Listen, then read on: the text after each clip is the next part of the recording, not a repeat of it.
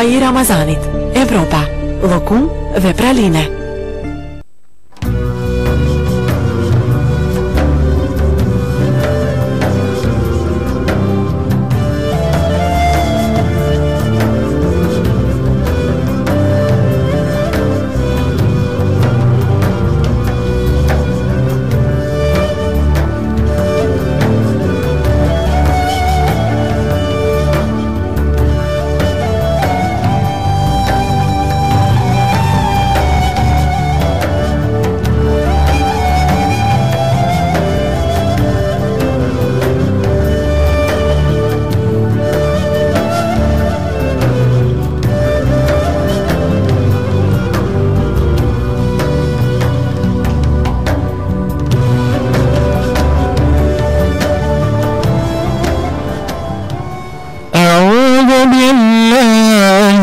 الشيطان الرجيم بسم الله الرحمن الرحيم ويسألونك عن الجبال فقل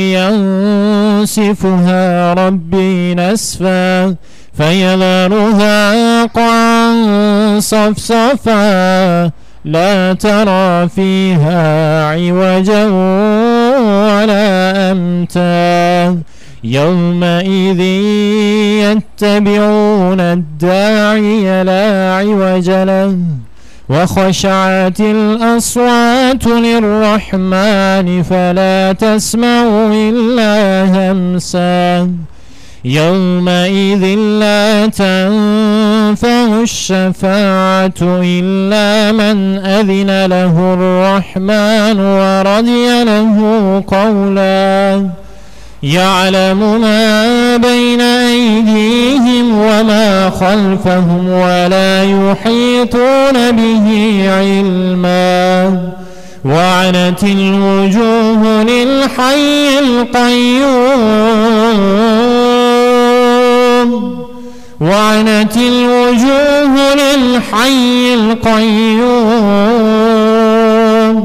وقد خاب من حمل ظلما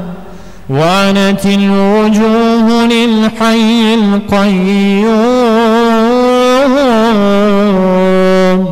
وقد خاب من حمل ظلما ومن يعمل من الصالحات وهو مؤمن فلا يخاف ظلما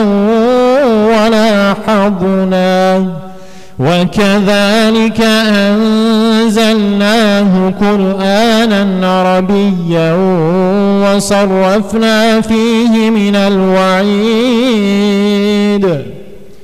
وصرفنا فيه من الوعيد لعلهم يتقون أو يحدث لهم ذكرا فتعالى الله الملك الحق ولا تعجل بالقرآن من قبل أن يقضى إليك وحيه وقل رب زدني علما صدق الله العظيم. Në emrin e Allahut, mëshiruesit, mëshirëplotit. Ne e dim më mirë se çdo të thot ata në ditën e Kiametit, kur më i mençuri prej tyre do të thot: ju keni qëndruar vetëm një ditë. Kur të pyesin ty o Muhammed për malet, thuaj: ato do t'i bëj hi e pluhur Zoti im, ndërsa toka do të bëhet fush e shkret. Nuk do të shohësh në të as lugina, as brigje. Atë ditë, ata do të shkojnë pas thirrësit, pa jo shmangur do të ati, dhe do t'i ulin zërat para të gjithë mëshirshmit. Ti nuk do të dëgjosh tjetër veç për shpëritjes. Atë ditë, nuk do të bëj dobi ndërmjetësimi i askujt, përveç ndërmjetësimit të atij që jep leje i gjithë mëshirshmi dhe që është pranuar falja. Ai e di çka para tyre dhe çka pas tyre, kurse ata nuk mund të ngërthejnë dijenin e Allahut. Fytyrat do t'i përullën të gjallit, të përjetshmit, mbajtësit të çdo gjëje dhe sigurisht do të humba ai që do të mbar pa drejtësi. Ndërsa ai që bën vepra të mira dhe është besimtar nuk do të druaj nga padrejtësia, as nga paksimi i asaj që i përket. Dhe kështu ne e kemi zbritur Kur'anin në gjuhën arabe dhe i kemi shpjeguar paralajmërimet që ata t'u adhën veshin. I lartësuar qoftë Allahu, sunduesi i vërtet. Mos nxito për ta lexuar Kur'anin para se të përfundoj shpallja e tij dhe thuaj: O Zoti im, shto ma dijenin, e ka thënë të vërtetën Allahu. Të dashur teleshikues, të nderuar vëllezër e motra, po e fillojmë edhe këtë ditë të mbar në televizionin Besa, në këtë hapësirë të hapur, në këtë vend të bukur, me mysafir të ndershëm dhe të bukur. I përshëndesim me përshëndetjen islame: Assalamu alaikum wa rahmatullahi wa barakatuh. Duke dëshiruar që edhe kjo ditë e agjerimit të jetë e planuar të Allahu Gjellëshanuhu dhe fundi i saj të vi i bereqetshëm. E lusim Allahun Gjellëshanuhu, ibadetet tona, namazet, lutjet, çdo gjë që e bëjmë për hir të Allahut të jetë e pranuar tek Allahu Gjellëshanuhu. Ne sot do të flasim rreth një teme e cila është më së aktuale edhe më së e pazakont për ne nga ato që kemi dëgjuar ditë më parë. Dietarët islam kanë thonë se smuja e shekullit, smuja e umetit, smuja shekullore është gëjbeti, është thashethënmet, është bajtja e fjalëve, rrena e kështu me radhë. Dhe ne më sot do të flasim për të kundërtën e këtyre veseve të këqija që e kanë kapluar shoqërinë tonë, e ajo është një margaritar që quhet heshtja. Ku dhe si dhe në çfarë mënyrë, në çfarë formë duhet muslimani ta përdor këtë armë të fortë që quhet heshtje? Ne sot e kemi të ftuar special nga Prishtina imamin e xhamis Hasanbek, apo siç njihet tek populli Katër Llullat, të nderuarin Hoxh Husamedin Efendi Abazi. Mirë se erdhët, Hoxh Efendi. Faleminderit për ftesën. Ashtu siç edhe paralajmëruam, ne me Hoxhën e nderuar fillimisht do të flasim rreth frymës fetare në Ramazan, pasi që Hoxha e nderuar është në njërin prej xhamive kryesore në Prishtinë dhe vetë kanë falur namaz në atë xhami ku jashtë Ramazanit është e stërmbushur, por në përgjithësi si pyetje të parë do t'ia shtrojmë Hoxhës se si qëndron fryma e Ramazanit, si janë besimtarët në Prishtinë me agjerim me Ramazan? Pak si një hymje kështu, Hoxha Efendi. Urdhëroni. Bismillahirrahmanirrahim. Alhamdulillahi rabbil alamin. Wassalatu wassalamu ala rasulina Muhammedin wa alihi wa sahbihi ajma'in. Fillimisht falenderojmë Allahun xhaleshanuhu që na mundsoi me prit këtë muaj të bekuar të Ramazanit. Dhe e lusim në të njëjtën kohë të na mundson pritjen edhe të natës së Kadrit, po edhe të fundit inshallah të Ramazanit. Edhe lusim Allahun xhaleshanu që inshallah të gjithë së bashku të dalim në Bajram duke qenë të falur. Këtë edhe biidhnillah na ofron, na mundson inshallah Allahu xhaleshanu përmes shansit të madh që na ofron dhe përmes muajit të madhëshëm të Ramazanit. Në të njëjtën kohë ju falenderojmë bëhat për këtë ftesë. Lusim Allahun xhaleshanu që të na bën prej atyre që vërtet të kontribuojmë spaku me një sasi të vogël, do thotë që vërtet të ndihmojmë në aspektin e vetëdijsimit, inshallah edhe këshillimit, kisha me thonë, së parit vetvetes, po mandej inshallah edhe gjithë shiqusve që na përcjellin në këtë program tepër të qelluar, e me të cilin vërtet jeni duke i fresku zemrat e besimtarve edhe të tjerëve gjatë këtij muaji të Ramazanit. Sa i përket atmosferës, mendoj që ngjajshëm që çfarë është edhe në qytete edhe fshatra të tjera në Kosovë, edhe në Prishtinë, vërtet Ramazani ka shije të veçantë. Vërtet rrugët e Prishtinës edhe institucionet në të njëjtën kohë gjithçka kisha me thonë se frymon ndryshe. Vërtet kjo preket, kisha me thonë edhe ndihet shumë qartë, edhe mund të them lirisht se prej vitit në vit Allahu ka deshur që vërtet të shohim se jemi duke shku ka përmisimi, është duke ndryshu gjendja ka pozitivja, megjithse gjithmonë ka vend për më mirë edhe për më shumë, por vërtet kushdo që ka vizitu xhamit tona në këtë ditë edhe net që i lam pas veti, vërtet ka vërejt se ka dalim prezenca e xhamatit nga ajo që ka qenë në vitet e kaluara. Padyshim se edhe në aspektin e agjerimit, por edhe në aspektin e atmosferës së përgjithshme, ati ruhi kisha me thonë që vërtet na ka plën me te Allahu xhaleshan gjatë Ramazanit, padyshim se vrehet edhe ndihet, kisha me thonë edhe në për lokale të ndryshme, edhe në për vendbanime, edhe në për shtëpit tona, edhe në lagjet tona, po edhe në rrugët tona. Prandaj mendoj se vërtet këtë ky realitet që jemi duke pa, sidomos kur e shohim se edhe xhamit tona, edhe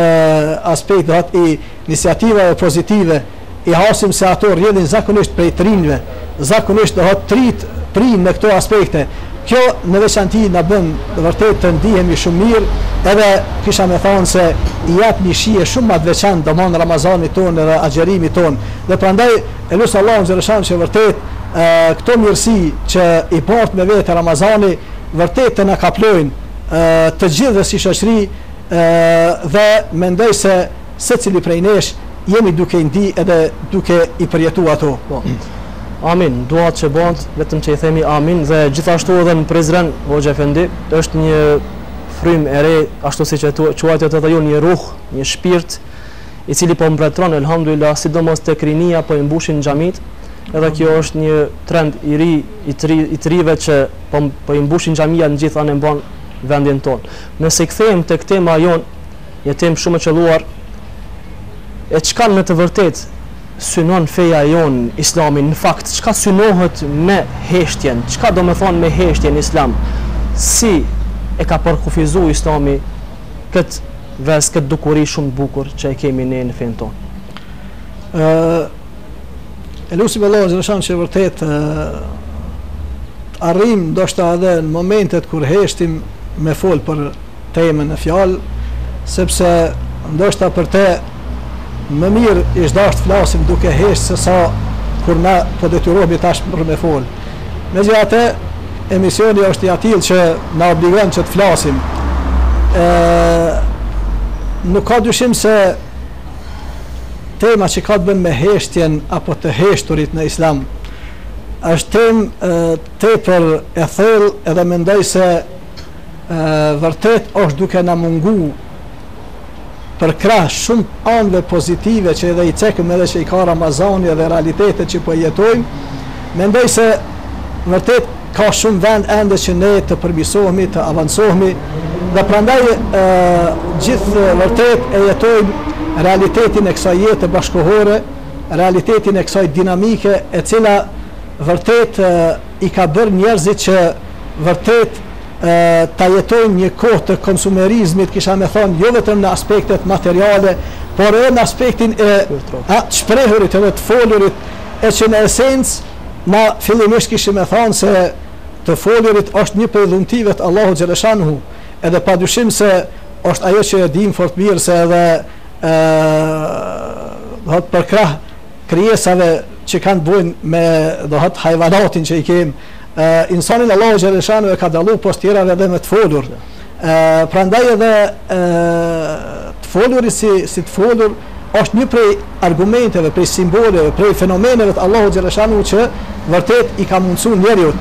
Edhe është një dhunti tepër e shmueshme, por e cila vërtet duhet të përdoret ashtu siç Allahu xhaleshanu është i kënaqur dhe ashtu siç kishte me qenë të folurit tonë në dobin tonë, të familjeve tona dhe të shoqërisë apo njerëzimit barë. Por ja se për fat të keq, realitetin që jetojmë, hasim se një masë jo e vogël e njerëzve jo gjithmonë flasin kur duhet, jo gjithmonë flasin atë që duhet, jo gjithmonë flasin vërtet ashtu si u ka hije edhe çfarë vërtet pritet prej tyre. Dhe prandaj edhe të e pas këtë parasysh, Islami ynë neve na mëson se vërtet neve duhet ta praktikojmë edhe heshtjen, por kurse si heshtjen pasive. Ajo në shka na thret Islami ne edhe e llogarit se është ibadet madje, jo vetëm se është një prej cilësive të bukura të muslimanit, por edhe është një ibadet i muslimanit edhe muslimanes që ai të hesht me një heshtje aktive. E që ka dallim mendoj mes heshtjes pasive edhe asaj aktive, e që të heshtur edhe në gjuhën arabe është interesant që janë disa shprehje që përdoren për të heshturit apo për heshtjen, e që ajo që ka të bën me të heshturit pasiv është në gjuhën arabe es-sukut. Por në gjuhën arabe kemi fjalën edhe el-insat, e që insati që edhe Allah porosit Kur'an, që edhe kur të na lexohet neve Kur'ani ne të heshtim edhe të meditojmë edhe të thellohemi në ndëgjimin e Kur'anit, pra heshtje me ndëgjim. Prandaj edhe mendoj se vërtet, pra ajo heshtje që ne porositemi në Islam, e cila e ka kuptimin e vet, edhe e cila na është edhe ibadet, është pra heshtja e insatit që quhet heshtje aktive, e që vërtet njeriu e bën pra me qëllim. Nuk është një heshtje domthon pasive, një heshtje pse s'ka njeriu se çka të thot apo çfarë të flet, por e bën atë duke hesht me meditim, duke e pasuar atë me meditim, me thellim, edhe duke u thellu pra në aspektin e asaj që vërtet ti mendon pak a shumë dohet, edhe aspektin e asaj që e rrethon atë, e që na e dim se vërtet çështja e meditimit pra dhe është një prej vërtet cilësive tepër të larta të muslimanit. Dhe prandaj po them, pra ky lloj i heshtjes është ai që vërtet ne ftohemi që ta praktikojmë në Islam. Heshtje pra e cila është aktive, heshtje e cila bëhet me vetdije, edhe heshtje në raste të tjera, sidomos kur edhe eventualisht kemi çytje që edhe të flasim atë që nuk është në vend, edhe ne arrim me e frenu veten, edhe me ndal veten që vërtet mos ta flasim pra atë që nuk është në vend, mos ta flasim atë që me çka e hidhrojmë Allahun xhaleshanhu, po as mos ta flasim atë që i hidhrojmë edhe njerëzit. Për atë edhe jo rastisht pra edhe Abdullah ibn Mesudi ka thënë se nuk ekziston diçka në këtë botë më shumë që meriton që ajo të mbahet e burgosur më shumë se sa gjuha jonë. Prandaj edhe ftohemi që ta ushtrojmë pra cilësinë e të heshturit aktiv, këtë të cilën për fat të keq po them se vërtet e hasim se pak jemi duke gjetë prej njerëzve të cilët po dinë sot me hesht. Është nëse vërtet se ky problem pak është edhe duke fillu prej aspektit familjar, e që ne e dimë se edhe shumë prej prindërve nga një herë i preferojnë apo edhe i lavdrojnë fëmijët të cilët flasin shumë, ata të cilët janë të gjallë, ata të cilët, por ja se hiperaktiv që quhen. Hiperaktiv, ashtu. Ndërsa e hasim që ka edhe prej fëmijëve të cilët ndoshta nuk janë as llafazan, nuk flasin edhe shumë, por ajo heshtja e tyre flet më shumë se sa të folurt e këtyre të tjerëve. Dhe prandaj është e udhës që edhe si prind me pas ne kujdes edhe me ditë vërtet si ti edukojmë fëmijët, edhe si ti mësojmë ata vërtet, jo për të heshtur gjithmonë, por për ditë se kur vërtet ata të flasin, por edhe kur ata pra të heshtin. Prandaj ftojmë pra në insat, në çka edhe na fton Allahu xhaleshan në Kur'an, e që pra është aspekti i të heshturit aktiv, e që po them se vërtet është duke na munguar me të madhe. Po. Nëse marrim me u kyç nga ajo se si po ndodh në popullin ton, e thash edhe në fillim të hyrjes të bisedës se është një smuje në popullin ton, çështja e të folurit me vend apo pa vend, ashtu siç e thatë edhe ju. Po ma konkretisht, sepse vërtet popullit po duhet pak ma thjesht një shpjegu gjanat ashtu si kur deri tani shpjeguat, çka ma konkretisht duhet me bë na besimtarët, sidomos sepse po nis nga xhamia, biseda po nis nga njerëz të fesë, nga njerëz që po praktikojnë Islamin dhe të folërit po është vend apo pa vend. Domethënë po bëjnë paragjykime me këtë gjuhën tonë që Allahu na ka fal neve, po folin aty ku ndoshta nuk e ka vendin me fol, po fol ai që se ka atë pozitë, po fol ai personi i cili nuk është meritor po atë vend, po secili kush po mrrin si thot populli po flet diçka nga ajo. Çka më konkretisht i sugjeroni, preferoni atyre teleshoqëruesve tonë se si duhet më usjell secili në atë pozitën e vet apo në atë folurin e vet në vendin ku është duke punu. Ne për fat të keq jemi duke jetuar një kohë kur vërtet jemi duke has ka do që po lëvizim, jemi duke has edhe duke taku këshilltar të shumt politik, këshilltar të shumt ekonomik, këshilltar të shumt të aspekteve sociale. Po hasim hoxhallar me i quajt ashtu në thojza, edhe mufti të shumt, e që vërtet ky është një problem tepër i madh, e që vërtet flet se realitetin e kemi që njerëzit të cilët ndoshta nuk duhet të flasin në momente të shumta janë sa duke fol. Ata të cilët duhet të heshtin edhe të ndëgjojnë, ata janë sot me zërin më të lartë. Prandaj edhe ky është një problem që mendoj se vërtet duhet thellë të meditojmë, edhe duhet thellë të mendojmë, edhe si shoqëri, edhe si institucione, edhe të gjejmë rrugë përmes cilave do ta trajtojmë këtë problem. Edhe do të mundohemi që edhe të organizojmë edhe kurse, edhe trajnime të ndryshme në të gjitha nivelet, në të gjitha shtresat, pasi që vërtet mendojmë se këto probleme janë ato të cilat janë duke na përcjell më të madhe. Dhe prandaj vërtet është për të habitur kur edhe në ndaja të ndryshme, edhe kur i hasim njerëzit se janë kompetent, edhe kur i hasim se në mesin e turmave ekzistojnë njerëz të cilët janë në gjendje që të flasin atë që duhet edhe të japin përgjigjet e duhura, i hasim se vërtet edhe kur bëhen pyetje të caktuara, lajmërohen shumë shpejt njerëzit të cilët nuk janë kompetent. Edhe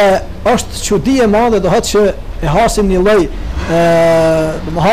guximi të madh që vërtet për tema prej më të ndryshmeve të flasin njerëz që më së paku janë të thirrur. Dhe prandaj po them, ky është një fenomen që nuk kam nevojë dhe ndoshta shumë me zgjat, sepse besoj që më veç është prek impulsit e secili prej dëgjuesve që edhe shiquesve që është duke na shiqu, edhe jam i bindur se secili jemi duke i menduar rastet edhe shembujt që i kemi edhe që i kalojmë në përditshmërinë tonë, dhe prandaj mendoj se është momenti që të reflektojmë dhe të mendojmë pak më thellë, ta korrigjojmë secili veten, të shohim veten e të kthehemi te ajo që ka na porosit pro Allahu, që ka porosit pejgamberi al-Islam, që vërtet ne të mundohemi e ta zbukurojmë veten me atë që Allahu xhaleshanu kërkon prej neve, me atë që pejgamberi al-Islam na ka porosit. Për atë edhe e din porosinë e Muhamedit al-Islam që thot min islamil mar'i tarku ma la ya'ni. Nga islami i bukur, nga morali, karakteri i bukur i njerit është lënia e asaj që nuk i përket, as në aspektin e të folurit, por as në aspektin e veprimit e kështu me radhë. Prandaj jo të gjithë për fat të keq e kanë këtë cilësi. Jo të gjithë po dinë vërtet që ta flasin atë që u përket atyre. Për atë edhe dietarët kanë thonë me të kellem bima la yani, tereke ma yani. Thot ai njeri që flet me rreth atyre gjërave që si përkasin, domosdoshmërisht do t'i lën ato të cilat i përkasin. Për çka duhet flet, ai nuk flet. Ndërsa për ato që nuk është i thirrur energjinë e vet se jep ato që duhet. Hasim dohet. Për atë po them këto janë cilësi të cilat vërtet i zhdasht besimtarët tanë të pastrohen dhe të lirohen nga këto cilësi të randa dhe të mundohen pra ta stolisin veten me heshtjen aktive e cila e din fort mirë se edhe ashabët e kanë përshkruar pejgamberin al-Islam se ka qenë njeri që ka hesht gjatë. Çdo njeri kur ndëgjon tash edhe ne duke i përdor, duke i përsëri domthon hadithe të shumta, fjalë të ndryshme të pejgamberit al-Islam, porositë e tij të ndryshme, nganjëherë formohet përshtypja se pejgamberi al-Islam pas ka fol shumë, ka lënë porosi të shumta, ka lënë domthon këshilla të shumta, e që është më së vërtet që nuk janë të pakta. Por ja se krejt atë që e ka fol pejgamberi al-Islam, nëse vërtet krahasohet me kohën që e ka kaluar në heshtje, llogaritet se është vërtet tepër e pakt. e që këte pak njerëz mendojnë edhe pak meditojnë rreth kësaj se vërtet ky ka qenë realiteti i Muhamedit alayhis salam. Muhamedi alayhis salam nuk e ka ndi veten, as nuk ka ndi monotoni, edhe kur ka qenë në mesin e sahabëve, e që tjetë i heshtur, edhe ta përmend Allahun xhaleshanuhu, ta përkujton Allahun xhaleshanuhu me dhikr, atë të qetë në vete, edhe askush nuk e ka pa se është problem që eventualisht se jo koha nuk po kalon, apo se duhet folna diçka hoxhefeni. A thuj diçka, vetëm fol diçka. Jo, kjo është do të një problem që ne e jetojmë për fat të keq sot, edhe prandaj edhe vërtet sikurse çështja e heshtjes nuk na duhet neve që vërtet të reflektojmë, e që unë kisha bëu ftesë që edhe veten e këshilloj, po edhe gjithë tjerët që vërtet të mundohemi pra ta praktikojmë pak edhe këtë cilësi kaq të shkëlqyeshme e cila do të na bën që vërtet mos të flet pas heshtjes asnjëri pos duke mendu thell, duke mendu edhe duke u mundu me thënë atë që vërtet e kërkon provendi, e kërkon mesdisi, e kërkon rasti i caktuar, e jo dohet vetëm për të thënë diçka që ta kalojmë kohën qysh shpesh herë edhe po ndodh për fat të keq. Për ata të cilët janë vërtet të dhënur pas të folurit, ata të cilët vërtet nuk dinë se çka është heshtja, llafazanët domosdoshmërisht janë njerëzit që më shumë t'i gabojnë. Janë njerëzit që më së shumti edhe përgojojnë, kisha më thonë. Më shumti edhe i përfolin njerëzit edhe veprat e njerëzve e kështu me radhë. Dhe prandaj edhe çështja e aspektit të teprimin në të folur është pra prej veseve të liga, e që vërtet ne ftohemi që të mbrohemi pro edhe nga të folurt, e sidomos nga aspekti i përgojimit, i gibetit, këto gjërat të cilat për fat të keq po them se vërtet nuk po i hasim pak, e që vërtet spaku Ramazani i dasht të jetë ai i cili na zbut neve dhe na bën që mos të agjerojmë ne vetëm me stomakun ton, mos të ndalemi vetëm nga ngrënia dhe pirja, siç edhe na ka porosit Muhamedi alayhis salam, men lam yada qawl az-zuri wal amal bihi wal jahl falaysa lillahi hajatun fi an yada ta'amahu wa sharabahu. Ai që nuk i lën fjalët boshe, fjalët e kota, aspekti i përgojimit, aspekti i këtyre bisedave të pavenda, edhe vepruar për tyre edhe ignorancën, të le ta dinë se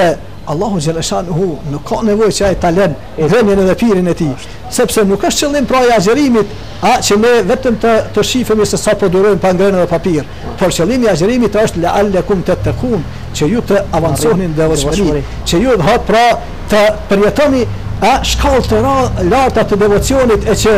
vërtet ky muaj është muaj i shkëlqyshëm, është shans e madhe që njeriu pra ta bën këtë, por këtë nuk e arrin vetëm përmes abstenimit nga ngrënia dhe pirja, por e arrin pra edhe përmes heshtjes, agjerimit edhe nga të folurit e pavend, heshtjes edhe agjerimit nga përfolja, nga aspekti i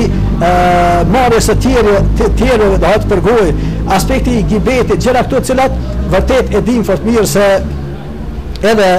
pejgamberi ka porosit, po edhe dietarët e shumt vërtet na kanë porosit, edhe madje kemi shembuj të shkëlqyeshëm se si vërtet dietarët e kanë trajtuar aspektin e gibetit edhe aspektin e pra përgojimit, e që është interesant. Imam Gazali i vjetrit rahmetullah alayhi, në një rast e dim kush ka qenë Gazaliu, një mistik domthon dhe një njeri që vërtet ka qenë cilësi e tij e thellë edhe heshtja. Këtë njeri që është çudi, njëri prej njerëzve në kohën e tij akuzon se e ka marrë përgojë, apo më shkurt e ka përgoju, ka bërë gibet nga i tij. Edhe i shkon dhe ankot, edhe Imam Gazali rahmetullah alayhi i thot, vallahi thot, ti je i bindur që nuk më jeti më i dashur se sa nëna ime. Nuk më jeti më i dashur se sa nëna ime, se po ta me një fjalë, po ta përgojoja diken, kisha me përgoju nënën time, sepse përgojimi, çdo përgojim që ne i bëjmë dikuj, ne e dim se do të na mirën prej të mirave tona dhe do t'i jipen atij. Siç e dim në ditën e gjykimit, ata njerëz që kanë përgojuar tjetrin, veprat e tyre të mira do t'ju mirën dhe do t'u jipen atyre që i kanë përgojuar. Dhe prandaj në këtë aspekt edhe Imam Gazali thot, po të ishte kjo, unë kisha me bërë këtë për nënën time. Gjashu me këtë e ka thonë edhe Ibn Asakiri,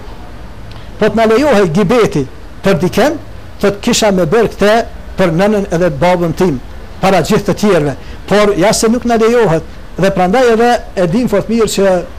në kohën e pejgamberit alayhis salam me një rast është njoftu pejgamberi alayhis salam se 2 gra madje në Ramazan, në cilin jemi ne, 2 gra janë ato të cilat janë duke u marrë me gibet shumë dhe janë duke i përgojuar të tjerë. Dhe prandaj pejgamberi alayhis salam i porosit ashabët thotë edhe të sjellin ato. Pasi vinë ato 2 gra, pejgamberi alayhis salam i drejtohet edhe i thotë villni me një fjalë. I porosit që të vjellin me Zot.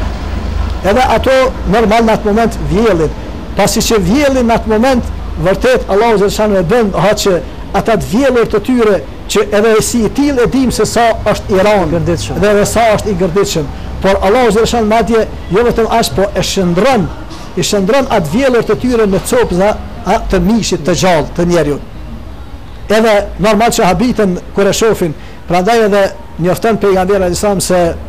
edhe në rastin e Isra's dhe Mirajit, atë që ja ka mundsuar Allahu xhaleshanu siç e dim, në rastin kur i mundson që edhe bëj pa pra edhe xhenetlit edhe xhehenemit, edhe ti sheh dohet se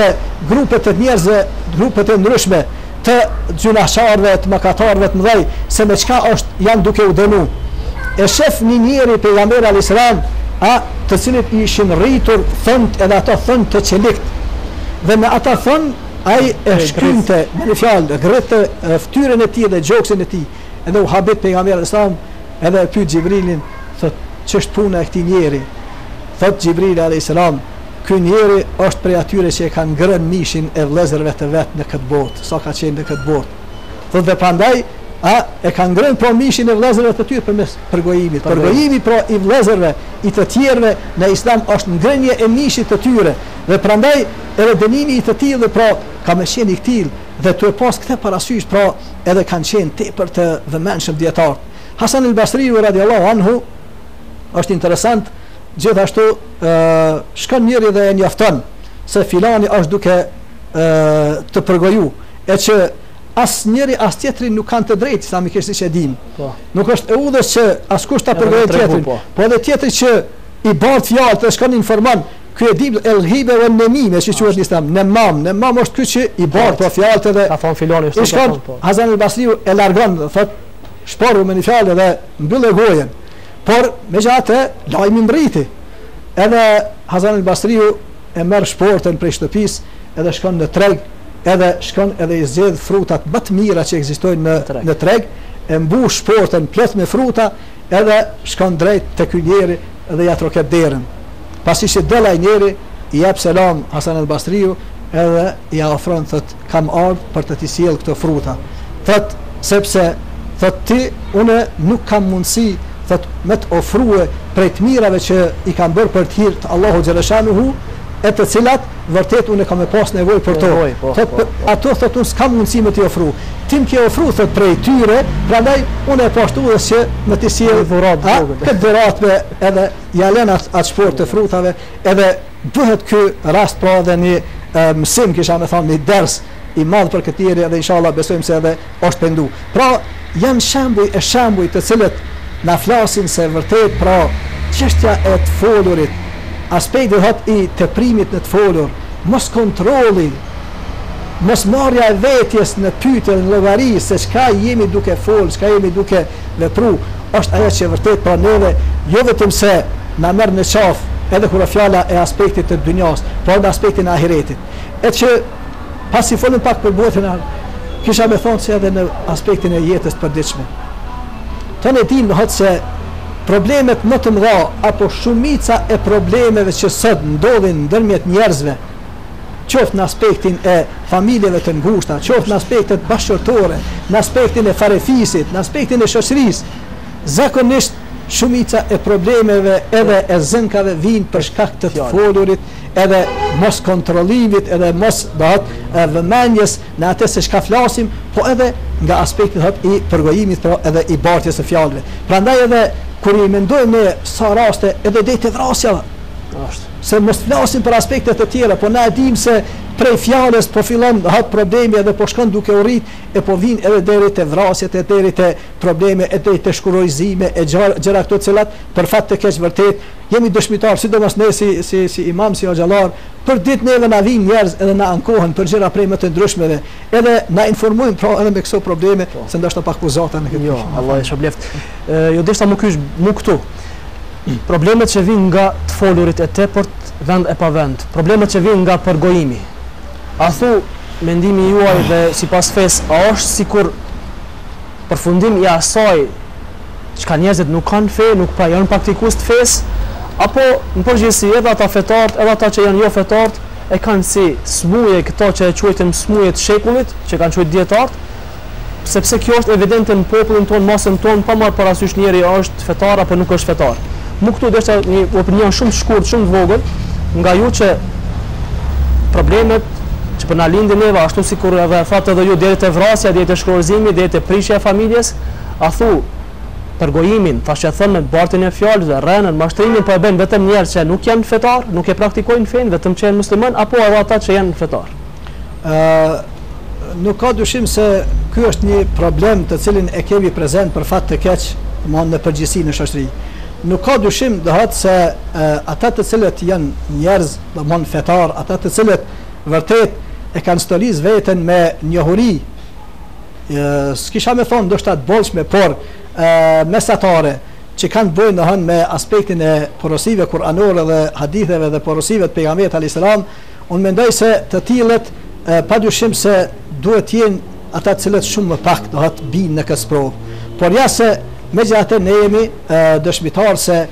edhe besimtarët, edhe ata të cilët po janë praktikues, nuk po i shpëtojnë kësaj për fat të keq. Edhe prandaj edhe e dim fort mirë se edhe pejgamberi sallallahu alaihi wasallam edhe u ka tregë vërtetën sahabëve, po edhe neve, edhe i ka mësuar se vërtet në esencë se çka është gibeti, çka është përgojimi, e të cilin njëri prej sahabëve ka menduar se nëse e flasim atë që e ka dikush, po a thu kjo, edhe kjo është ndaluar ja Rasulullah, po thot mu kjo është gibeti, sepse nëse eventualisht ne do të flasim për diken, atë çka nuk e ka, atëherë ajo kishte më qenë gënjeshtër, ajo është shpifja, ajo gënjeshtër, por ne domthon gibeti apo përgojimi është me përmend apo mja përmend vllau ton gjëra të caktuara të cilat ai nuk i dëshiron, ai nuk ka dëshirë, në mos prezencën e tij.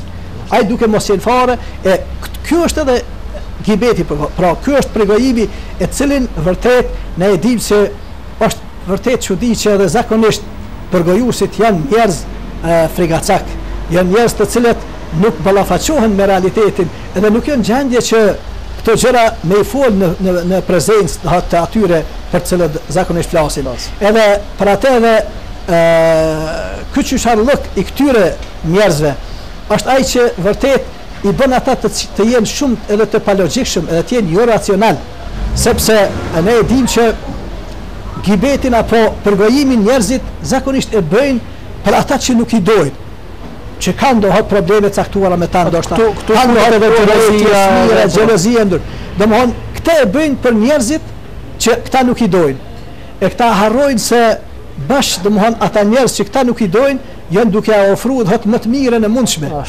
Janë duke ofruar atë që këta kanë me pas nesër nevojë për të në ditën e gjykimit, e që ne e dim edhe qoft për një të mirë sa do të vogël që ne e kemi bërë në këtë botë, nesër kemi pas nevojë para Allahut xhaleshanu. Edhe kemi qenë vërtet tepër koprat që s'kemë pas dëshirë që asgjë nga veprat tona, nga të mirat tona, nga mirësitë tona që i kemi bërë në këtë botë, nuk kemi pas dëshirë kallaj me ofru askujt. Prandaj ky që është duke e përgoju vllaun e vet, e që ndoshta është duke edhe mos e dashur, është duke i bërë mirë atij në këtë rast. Është duke i bërë mirë sepse është duke ja bërë thot mirat e vet atij. E që në esencë ne e dim se madje edhe nëse këtij individi apo mëkatarëve të këtij të ngjajshëm, edhe nëse këtyre ju harxhohen të mirat e tyre, siç e dim në ditën e gjykimit, atje ka zgjedhje edhe për këta individ të cilëve u harxhohen të mirat eventuale, të cilat ndoshta sipas kanë pasur edhe të mjaftueshme apo të shumta, edhe në këto raste, po atje nuk bëhet aspekti i tregtisë as me euro e as me dollar, por atje kam u bë pra me veprat tona, të mira edhe të liga. Dhe prandaj të këtilit, edhe nëse i harxhohen pra veprat e mira, Allahu xhaleshanuhu i bën zgjedhjen tjetër që mandej nëse s'ka ky për me i dhon atij që i ka borx pra prej veprave të tij të mira, atëherë Allahu xhaleshan do t'i merr nga të këqijat e atij, ndaj të cilit pra është bërë përgojimi, ndaj të cilit pra i ka hyrë hak ky vëlla, atëherë do t'i mirën atij të këqijat edhe do t'i vendosen ti, sikurse ky ka të pakta për fat të keq. Pra inshallah Allahu xhaleshan vërtet na mbron të gjithëve nga ky vesë, nga këto aspekte që po them se vërtet jo pak i kemi prezent me si pyetje të fundit kështu, pasi që na kënaqet me këto këshilla tuaja Hoxha Efendi, Allah e shpëleft. Si pyetje e fundit para se të përfundojmë këtë emision, unë kisha mbështruar çështjen e heshtjes si një margaritar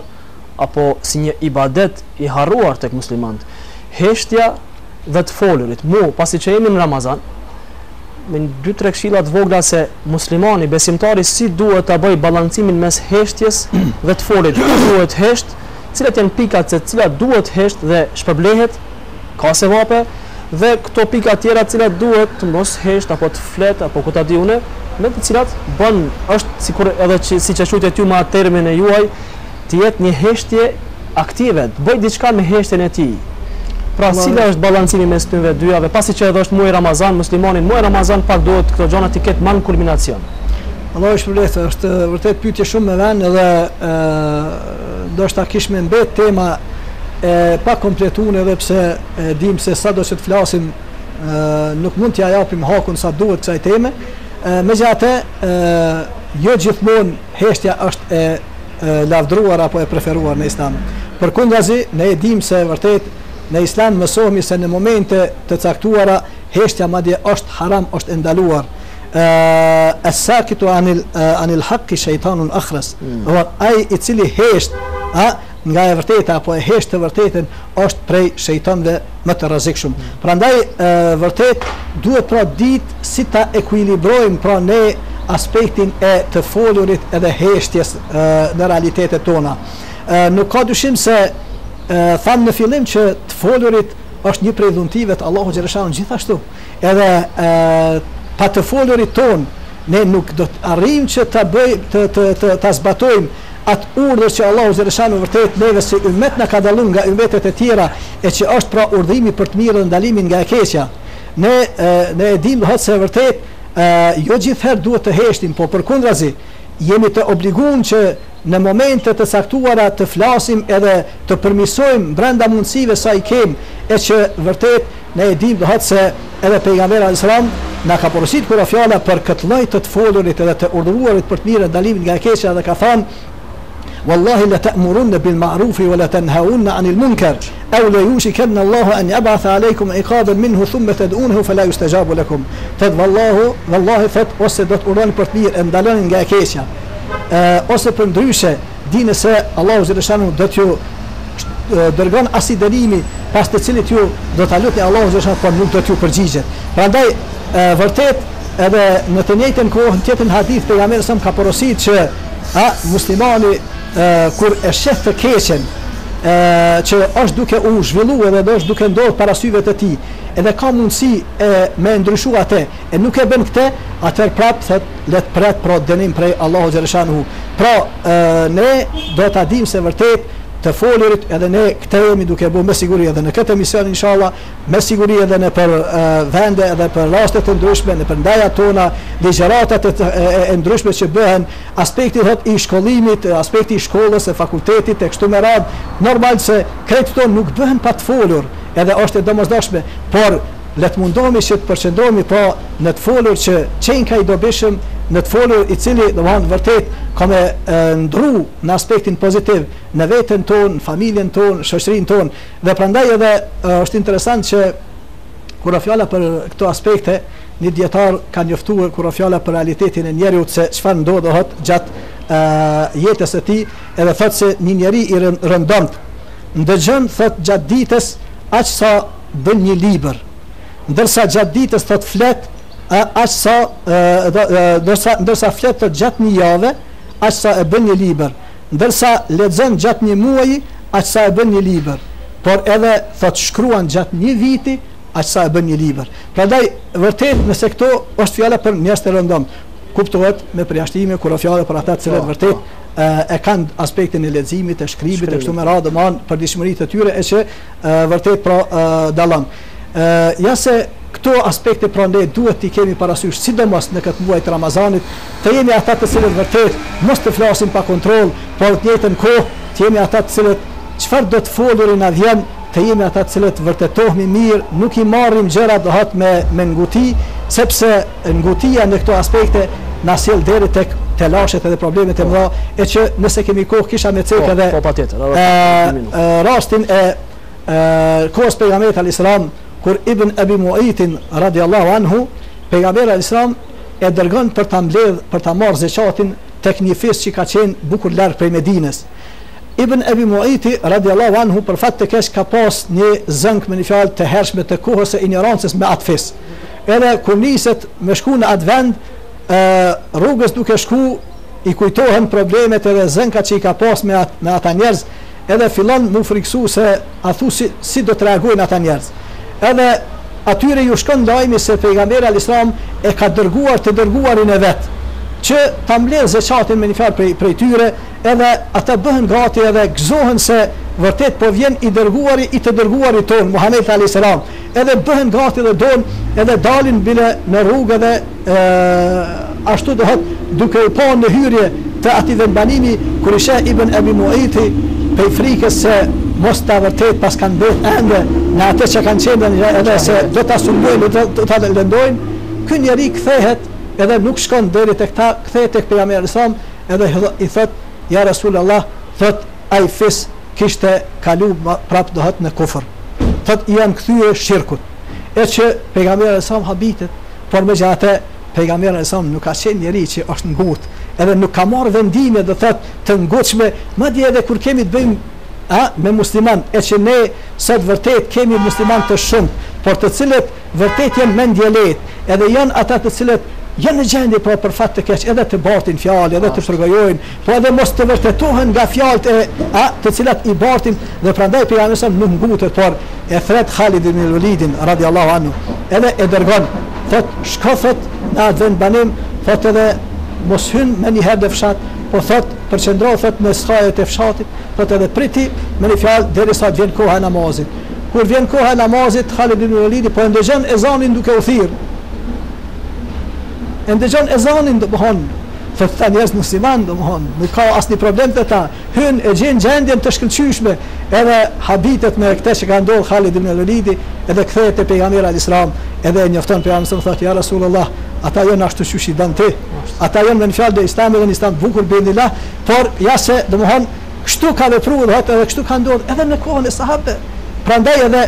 ky rast edhe është bërë shkak që Allahu xhaleshanhu me zbrit ajetin kuranor, ja ayyuhalladhina amanu in ja'akum fasiqun binaba'in fatabayyanu, deri në fund të ajet, o ju të cilët keni besu, kur t'ju vjen ndonjë njeri domthon në këtë rast fasik edhe i prisht që mund të llojit, por edhe gabimtar, që në këtë rast sahabiu është në pyetje, por domthon ka bërë çim se nuk ka fjala për kufër e shirkësan, por një gabimtar në këtë rast, e që ky mund të jetë edhe një gabim që ndoshta pa kontroll, po nganjëherë mund të bëhet me qëllim që disa edhe i bëjnë për fat të keq. Në këtë rast është fjala pra kur t'ju vjen një i ktill, thot mos ngutni me marr si të kryer, por thot ju vërtetohuni, studioni punën, mos ngutni me marr vendime në bazë të një lajmi që ju vjen. E ne jemi sot vërtet dëshmitar që lajme të shumta domethënë fjalë të shumta përvojime të mëdha jemi duke i has në përditshmërinë tonë, e të cilat për fat të keq ndoshta nganjëherë po vihet edhe deri tek edhe vendimet individuale, po ndoshta kisha më thënë se edhe në aspektet e përgjithshme edhe shoqërore, ne jemi dëshmitar që edhe në aspektet e gjëra janë duke na ndodhur kohëve të fundit në Kosovë, gjëra të cilat shifet se janë marrë edhe vendime të rënda në këtë vend, në këtë Kosovë tonën, për të cilën vërtet neve kemi vuajtur dhe kemi luftuar shumë, edhe gjithë kemi munduar me ngritë dhe me ardhen në këtë ditë, ja se e hasim se mirën nganjëherë vendime edhe të pakontrolluara, edhe të shpejtuara, e nuk kalon më shumë kohë, edhe thomi jo, s'pas ka qenë vërtet. E lutim Allahun xhaleshan që inshallah të gjithë të reflektojmë pra në këtë muaj të Ramazanit, e të jemi ata të cilët vërtet e stolisim veten me këtë bukuri të rrallë, e që është pra aspekti i heshtjes edhe ndëgjimit, e që edhe ulemaja kanë thënë se hapi i parë drejt ilmit edhe shkencës është pra aspekti i heshtjes, e hapi i dytë i sajna është pra bukuria e të ndëgjuarit. Ashtë. Hoxha Efendi, ne po të qëndronim të deri edhe pas teravis, edhe pas jacis, besoj që nuk kishim më ungi, nuk kishim më u kont të knaqër, apo nuk kishim me thonë mjaft më, pasi që elhamdulillah diapazani juaj, ilmi juaj, elhamdulillah, na bën neve që të kënaqemi me atë që tha deri tash, edhe koha kaloi aq shpejt, besoj që pak edhe minutazhe ne kemi kaluar, por nuk prish punë, nuk na zajnë për të madhe. Allah i shpërblet për ardhjen, për ftesën. Zoti inshallah ju bën juve dhe xhamatin e juaj dhe besimtarët kudo që janë, që të jenë në mëshirën e Allahut xhalla shanuhu. Edhe një faleminderit dhe kemi një dhuratë vogël për ju nga sponzori jon Europa Lokum. Për të hapi iftar, Allah e shërblet, shumë faleminderit për ftesën, edhe për Allah shërblet. Të dashur teleshikues, edhe një ditë erdhëm në fund të emisionit ton para iftarit. Ju dëshirojmë një iftar të këndshëm e të pranuar tek Allahu xhalla shanuhu. Lutim Allahun xhalla shanuhu që këto fjalë që i foli hoxha i nderuar dhe fjalët e tjera të cilat janë fol gjatë këtyre ditëve që kaluan, të jemi prej atyre të cilët spaku mundohemi që në praktik të hedhim këto. Dhe heshtja, tema jonë që e patëm, është njëra prej atyre gjërave më të bukura që muslimani mund t'i bën në Ramazan, sikur që namazi,